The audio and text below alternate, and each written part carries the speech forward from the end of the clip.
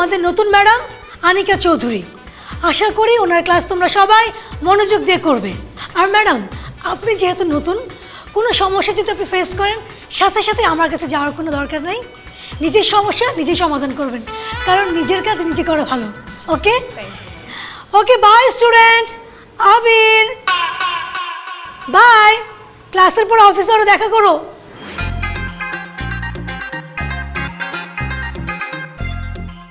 আমি একটা ভালো মুড নিয়ে তোমাদের ক্লাস নিতে আসছিলাম, কিন্তু এখন তো মুডটাই নষ্ট হয়ে গেল। কেন ম্যাডাম? ক্লাসের মাঝখানে এরকম দাদার বয়সী একটা লোক বসে থাকলে ক্লাস নিব কিভাবে? এক্সকিউজ মি ম্যাডাম, আমি আপনার বয়ফ্রেন্ডের বয়সী হতে পারি, আমি কিভাবে আপনার দাদার বয়সী হলাম? আমি বড় ভাইকে দাদা বলে ডাকি। তোমার বয়স আর আমার বড় ভাইয়ের বয়স তো একদম সেম, তার মানে তুমি আমার দাদা না? আচ্ছা, কত বছর ধরে তুমি এই ক্লাসে পড়ে আছো? ম্যাডাম, উপরওয়ালার মেহেরবানিতে আর আমার আম্মাজানের দোয়ায় একই ক্লাসে আমি 8 বছর ধরে আছি। 8 বছর ধরে একই ক্লাসে পড়ে আছো, প্রতি বছর ফেল করতেছো, তোমার কি লজ্জা করে না? জি না ম্যাডাম, লজ্জা লাগে না, গর্ব হয়। প্রতি বছর তুমি ফেল করতেছো, ফেল করার মধ্যে গর্বটা কোথায় আমাকে বলবা? ম্যাডাম, বর্তমান যুগে পাশ করা খুবই সহজ। যে কোনো স্টুডেন্ট কয়েকদিন ভালো করে পড়াশোনা করলেই পাশ করতে পারবে, কিন্তু ফেল করা খুবই কঠিন। কিভাবে? একজন ছাত্রকে ফেল করতে হইলে দিনের পর দিন, বছরের পর বছর বই থেকে দূরে থাকতে হয়, পরীক্ষা ফাঁকি দিতে হয়, ক্লাস ফাঁকি দিতে হয়, টিচারের কাছে বকা খেতে হয়, বাবা মায়ের কাছে ঝাড়ুর বাড়ি খেতে হয়, আত্মীয় স্বজন বন্ধু বান্ধবের কাছে কটু কথা শুনতে হয়, গার্লফ্রেন্ডের কাছে ছ্যাঁকা খেতে হয়, তারপরেই না একজন স্টুডেন্ট ফেল করে। তাহলে বন্ধুরা, তোমরাই বলো, পাস করা বেশি কঠিন নাকি ফেল করা বেশি কঠিন? চুপ, সাইলেন্ট। ওর এসব ফালতু থিওরিতে কেউ মনোযোগ দিবা না। ও পড়ালেখায় ভালো না, এর জন্য পরীক্ষায় প্রত্যেকবার ফেল করে। এক্সকিউজ মি ম্যাডাম, আমি পড়াশোনায় আপনার থেকেও ভালো, শুধু মেধা কম বলে ফেল করে দেখি। বাহ, তুমি যেহেতু পড়ালেখায় এতই ভালো, তাহলে বলো তো পানিপথে প্রথম যুদ্ধ কবে শুরু হয়েছিল এবং কেন শুরু হয়েছিল? পানিপথের যুদ্ধ ম্যাডাম গত মাসের 25 তারিখ সকাল 6টায় আমাদের মহল্লার ওয়াসার সামনে হয়েছিল। যুদ্ধটা হয়েছিল আক্কাসের বাপ এবং নাসিমার মার সাথে। কেন হয়েছিল?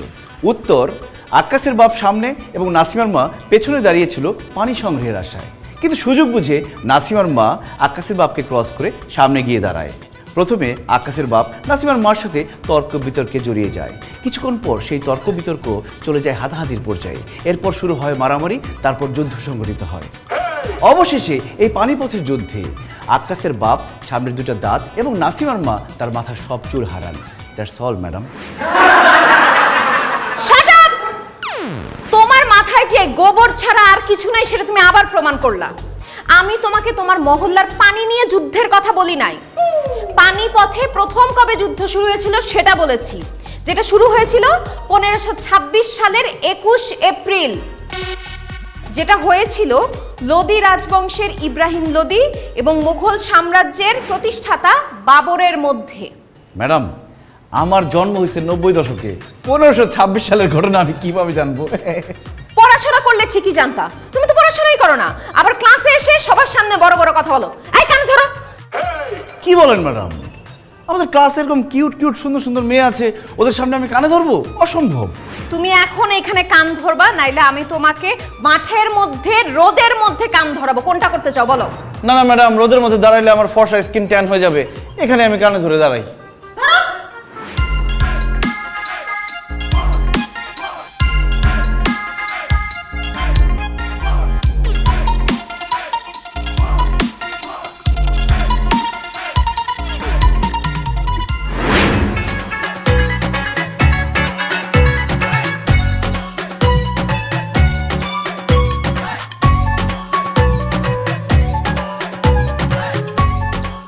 আই ছেলে, এদিকে আসো। ম্যাডাম, আপনি একটু দাঁড়ান, আমি দৌড় দিয়ে বাইকটা নিয়ে আসতেছি। বাইক নিয়ে আসবো কেন? মানে আপনি আমার বাইকের পেছনে বসে বাসায় যাবেন, এই জন্য ডাকছেন না? স্টুপিড! তুমি আমার স্টুডেন্ট, আমি তোমার বাইকের পিছনে কেন উঠবো? আচ্ছা, একটা কথা সত্যি করে বলো তো, তুমি কি ভার্সিটির কোনো ম্যাডামের সাথে প্রেম করতেছো? এখনো কোনো ম্যাডামের সাথে প্রেম করতে পারি নাই, তবে ভবিষ্যতের কথা বলতে পারছি না। ভবিষ্যৎ বলতে কি বোঝাচ্ছ? ম্যাডাম, আপনি যে সুন্দর, যে কিউট, ভবিষ্যতে যে কি হয়ে যাবে আমি তো এখন বুঝতেছি না। থাপড়ায় তোমার গালের সবগুলা দাঁত ফালা দিব। কার সাথে তুমি কি বলতেছো? হ্যাঁ, আমি তোমার ম্যাডাম, তুমি আমার সাথে এইভাবে কিভাবে কথা বলতেছো? আমিও তো আপনার স্টুডেন্ট, আপনি কিভাবে আমার সাথে এই ধরনের কথা বলেন যে আমি কোন ম্যাডামের সাথে প্রেম করি?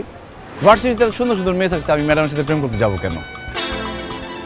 আমার মনে হয় তুমি ভার্সিটির কোনো ম্যাডামের সাথে প্রেম করো, যাকে দেখার জন্য প্রতি বছর তুমি ইচ্ছা করে ফেল করে করে এই ভার্সিটিতে রয়ে যাচ্ছ। বিশ্বাস করেন আমি কোনো ম্যাডামের সাথে প্রেম করি না ম্যাডাম। ও আচ্ছা, তার মানে নিশ্চয়ই তুমি এই ভার্সিটিটা দখল করার জন্য প্রতি বছর ইচ্ছা করে ফেল করে করে এই ভার্সিটিতে রয়ে যাচ্ছ, তাই না? কি বলেন ম্যাডাম? ভার্সিটি দখল করার চিন্তা ভাবনা করবো কেন? উপরওয়ালার মেহেরবানিতে টাকা পয়সা শহর সম্পত্তি সব আছে, শুধু মেধা নাই। এই জন্য পাশ করে ভার্সিটি থেকে বেরোতে পারতেছি না। সত্যি করে বলো তো, তুমি পড়াশোনায় ভালো না এই কারণে প্রতি বছর ফেল করতেছো, নাকি অন্য কোনো কারণ আছে? ম্যাডাম আমি পড়াশোনায় খারাপ, এটা তো একটা কারণ আছেই, কিন্তু আরও একটা কারণ আছে, ওই জন্য পাশ করতে পারতেছি না। কি কারণ? স্টুডেন্ট লাইফটা এত মজার, এত আনন্দের, আমি চাই না আমার জীবন থেকে আনন্দ হারায় যাক। আমি যদি পাশ করে চলে যাই, এই ইউনিভার্সিটিতে এত সুন্দর সুন্দর মেয়ে আসে, তাদের তো দেখতে পারবো না, একসাথে 4-5 জনের সাথে প্রেমও করতে পারবো না। তাছাড়া পাশ করলে মা বলবে যা চাকরি কর, বিয়ে কর, ওই ঝামেলায় যেতে চাই না। এই জন্য স্টুডেন্ট লাইফে আসি, মজায় আসছি, আনন্দে আসি, বিন্দাস আসি। এই আনন্দ তোমার বেশি দিন টিকবে না। কেন ম্যাডাম? তুমি মতিঝিল আইডিয়াল স্কুলে পড়তা না? জি ম্যাডাম। তোমার সাথে একটা মেয়ে পড়তো না, তাবাসসুম? খুব ভালো ছিল পড়ালেখায়, তোমাকে খুব পছন্দ করতো, অনেক ভালোবাসতো তোমাকে। তুমিও তার সাথে অনেক দিন প্রেমের নাটক করে তারপর সুন্দরী একটা মেয়েকে পেয়ে ওকে ছ্যাঁকা দিয়ে চলে গেছো। তো চাকা দিব না, কি করব? ওর চেহারাটা খুব খারাপ ছিল ম্যাডাম, আর তার চেয়ে বড় কথা ও আমার থেকে লম্বা ছিল। ওর সাথে যখন আমি হাঁটতাম তখন সবাই আমাকে বাটুল বলতো। এই জন্য লজ্জায়, ঘৃণায়, অপমানে ওর সাথে ব্রেকআপ করে ফেলছি, আরেকজনের সাথে প্রেম করছি। কিন্তু ম্যাডাম আপনি এত কিছু কিভাবে জানেন? কারণ তাবাসসুম আমার বড় বোন, আর তুমি হচ্ছ আমার বোনের প্রতারক এক্স, আর আমি তোমার টিচার। ভার্সিটিতে আমার সময় তো ভালোই কাটবে, কিন্তু তোমার কপালে যে কি আছে সেটা তুমি বুঝো না। ম্যাডাম তো কি বলে গেল? ম্যাডাম তো ম্যাডাম না রে, ম্যাডাম আমার এক্সের ছোট বোন, যারা আমি ধোকা দিছিলাম। হায় আল্লাহ, এক্স এক্স মানে তো ক্রস, ক্রস মানে তো কাটা। ম্যাডাম তো তোরে কাইটাই ফেলবো বন্ধু, একদম। কি হলো? মাথা ঘুরতেছে।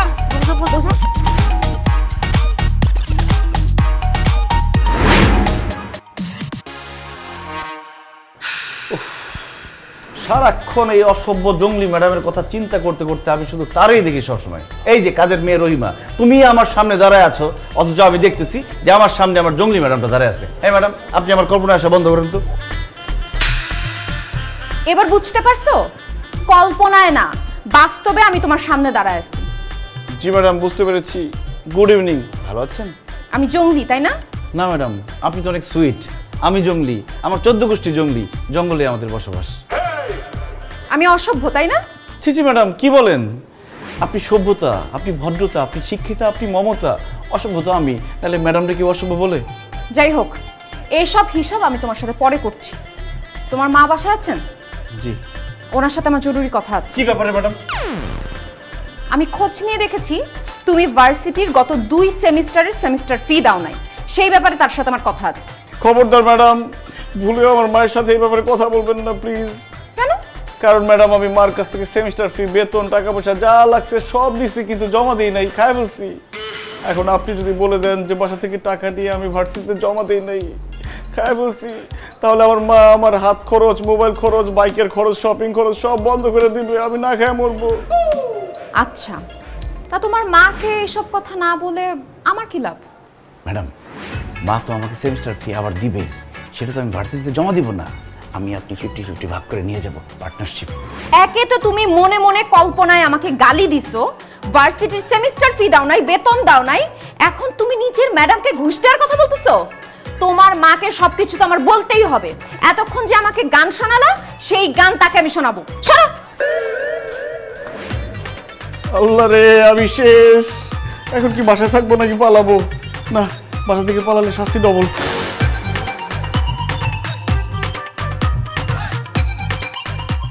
ম্যাডাম আপনি আমাদের বাসায় এসেছেন, আমি খুব খুশি হয়েছি। আচ্ছা, ওই যে ভিসি স্যারের যে অপারেশন হলো, উনি এখন কেমন আছেন? ভালো তো? ভিসি স্যারের কি অপারেশন হয়েছে আন্টি? কেন, কয়দিন আগে ওই যে ভিসি স্যারের কিডনিতে পাথর হয়েছিল, সেই কারণে অপারেশন হলো। হায় হায়, আবিরের সে কি কান্না, বলতেছে স্যার তো টাকা পাবে কোথায়, স্যারের টাকা না হলে তো অপারেশন হবে না। আমি ওর কান্না দেখে পাশের বাড়ি থেকে 50,000 টাকা এনে ওকে দিছি, তারপরে ও কান্না থামাইছি। আন্টি, আবির আপনার সাথে মিথ্যা কথা বলছে 50,000 টাকা নেওয়ার জন্য। ভিসি স্যারের কিডনিতে কোনো পাথরও হয়নি, তার কোনো অপারেশনও হয়নি। কি ভিসি স্যারের কিডনিতে পাথর হয় নাই? এই তুই কেন বললি যে ভিসি স্যারের কিডনিতে পাথর হইছে? আরে মা, কিডনিতে পাথর হইছে, কিন্তু সেটা ভিসি স্যারের না, সেটা হইছে আমাদের কলেজের প্রিন্সিপাল স্যারের।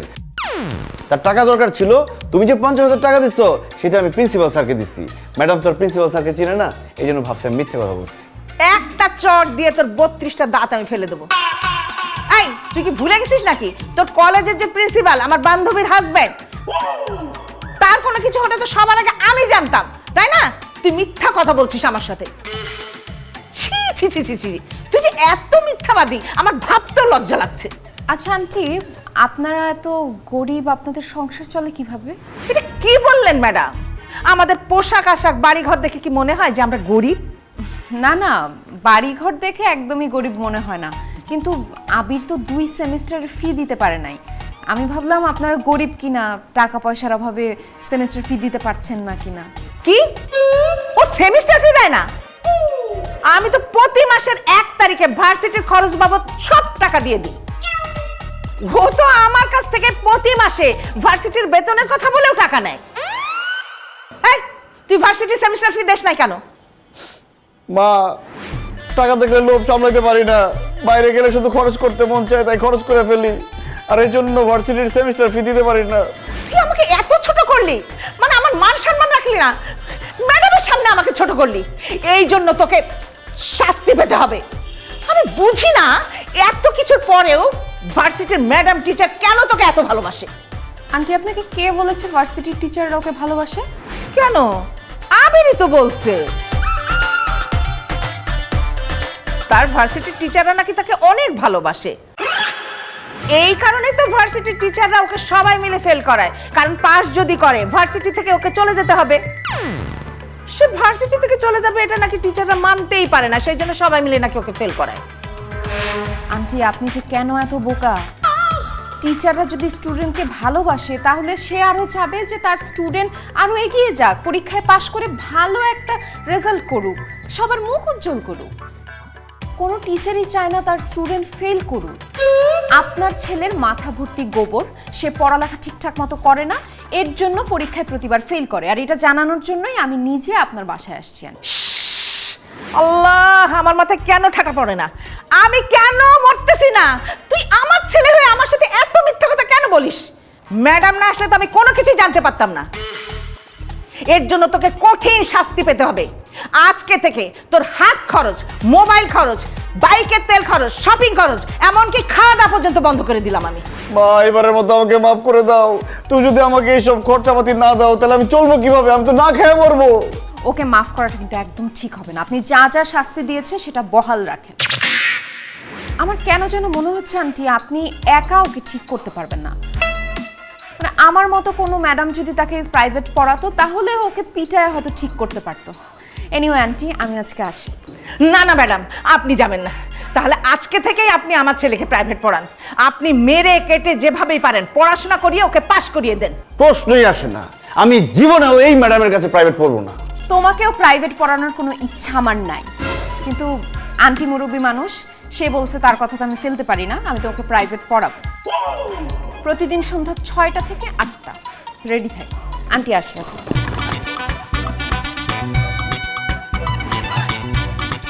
এই ম্যাডামের কাছে প্রাইভেট পড়বো না, উনি ভালো না, ওনার থেকে আরো ভালো ভালো টিচার আছে, ওনার কাছে পড়বো। একটা চড় দিয়ে দাঁত ফেলে দেবো। ম্যাডাম একটু তাড়াতাড়ি পড়া শেষ করেন, আমার বন্ধুরা বাইরে দাঁড়ায় আছে, আড্ডা দিতে যেতে হবে। চুপ করো, স্বরবর্ণ বলো। সর্ববর্ণ ইতিহাসের কোন চ্যাপ্টার ম্যাডাম? স্বরবর্ণ ইতিহাসের কোনো চ্যাপ্টার না, বাংলা ব্যাকরণের স্বরবর্ণ, অ আ রস্বই দীর্ঘই। বলো। কি বলতেছেন ম্যাডাম? আমি কি বাচ্চা ছেলে? আমি যে অ ই পড়বো? আমি ভার্সিটি পড়ুয়া ছেলে, আমি অ ই কেন পড়বো? ঠিক আছে, তুমি ভার্সিটি স্টুডেন্ট, তোমাকে দিয়ে অ আ বলানো ঠিক হবে না। তুমি ব্যঞ্জন বর্ণ ক খ গ ঘ এগুলা বলো। আরে কি বলতেছেন ম্যাডাম? আমি কি প্লে নার্সারিতে পড়ি? আমি ক খ গ কেন পড়বো? কারণ আমার কাছে মনে হয় তুমি একটা গবেট রাম ছাগল, তুমি এখনো ক খ গ ঘই পারো না। কি বললেন ম্যাডাম? আমি ক খ গ পারি না? এখন আপনারা বলতেছি ক খ গ ঘ ঙ চ ছ জ ঝ ঞ ট ঠ ড ঢ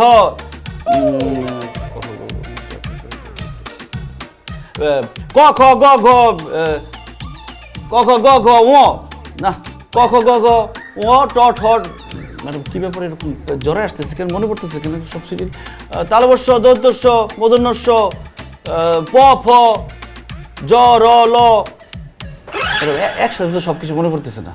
ছি ছি ছি ছি, তুমি একটা ভার্সিটি স্টুডেন্ট, তুমি এখনো কখই পারো না? তুমি বেঁচে আসো কেন? কচু গাছের সাথে ফাঁস দিয়ে মরো। অবশ্য তুমি কচু গাছের সাথে ফাঁস দিতে গেলে কচু গাছও তোমাকে দেখে লজ্জা পাবে।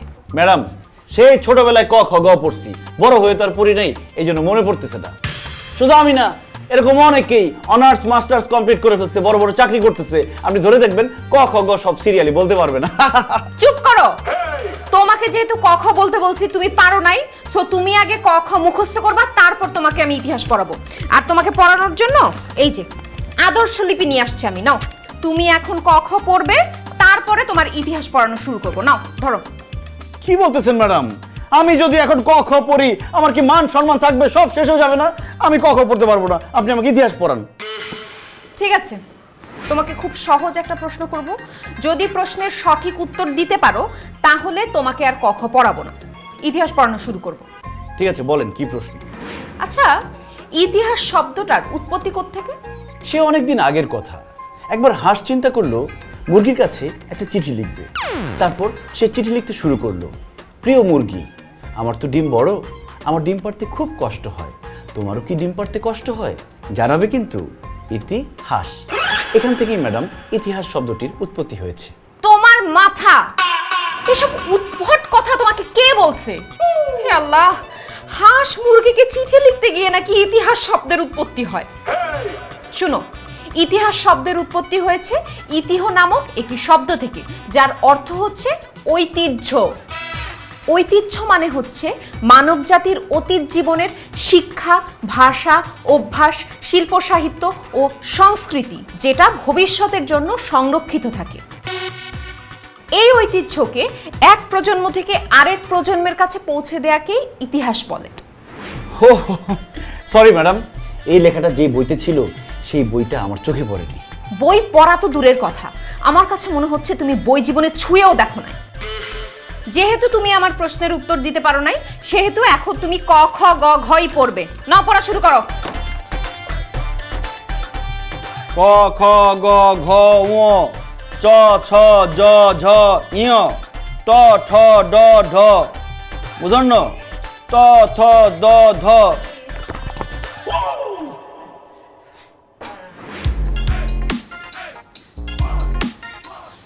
ম্যাডাম, জি? আবিরের সঙ্গে কি আর কোনো বাচ্চা ছেলে পড়তেছে? না আন্টি, কেন? তাহলে যে আমি ভেতর থেকে শুনলাম ক খ গ ঘ, এগুলো কে পড়ছে? আপনার ছেলে পড়ছিল। কি? আমার ছেলে ক খ গ ঘ পড়বে? এটা তো বাচ্চাদের পড়া। আন্টি, আপনার ছেলের ব্রেইন একটা বাচ্চার ব্রেইন থেকেও খারাপ, সে এখনো কখই পারে না। ই আল্লাহ, এটা আমি কি শুনতেছি? আমার ছেলে ক খ গ ঘই পারে না। আন্টি! এমন একটা ভাব করছে মানে সে পারবে, তার ধরলে সেও পারবে না। আরে আন্টি অজ্ঞান হয়ে গেছে। কিসের রক্ষা হয়েছে? মা, আন্টি! এই পানি